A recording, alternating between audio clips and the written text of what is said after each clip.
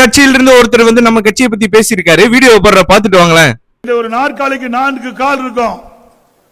அதுல 2 கால் தான் இன்றைய ஆட்சியாளருடைய கால், 2 கால் இரவல் கால்.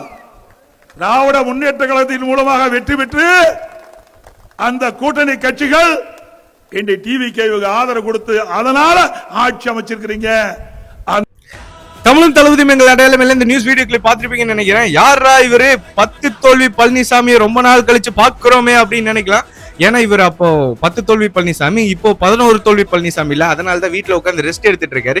ரெஸ்ட் எடுத்தது போனோடனே தலைவர் வந்து திருச்சி கிழக்கு அந்த நன்றி சொல்ற மீட்டிங்ல வந்து அதிமுக வந்து ஒரு தீர்ந்து போன சக்தி அப்படின்னாரு. ஏன்னா அந்த கட்சியில இருந்த உண்மையான தொண்டர்கள் விசுவாசிகள் அம்மாவுக்கோ எம்ஜிஆர் சாருக்கோ இருந்தவங்க தான் வந்துட்டு இப்போ நம்ம தலைவரை வந்து ஒரு தலைவரா ஏத்துட்டு இந்த சைடு வராங்க.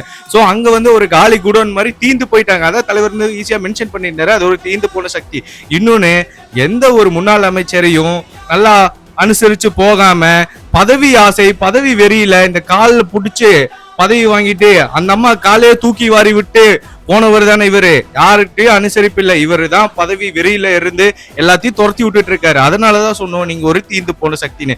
என்ன சொல்றாரு, சேர் இருக்கு நாற்காலி, அதுல 2 கால் வந்து டிவிகே கால், மீதி 2 கால் வந்து இளவல் கால். அதாவது கூட்டணி கட்சிகள் அவங்க எப்ப வேணா தட்டி விட்டுருவாங்கன்னு. யாரும் தட்டி விட போறதில்ல. நீங்களும் உங்க அப்பா டிஎம்கே 2 பேரும் மாறி மாறி மக்களை ஏமாத்திட்டு இருந்தீங்களா, அதை வந்து இந்த எலெக்ஷன்ல கண்டுபிடிச்சார்ல தளபதி. 2 பேரும் சேர்ந்து ஆட்சி பண்ணலான் இருந்தாங்க. மக்களே 2 பேரும் சேர்ந்து ஆட்சி பண்ணிட்டு தளபதியை துரத்தி விடலான் இருந்தாங்க.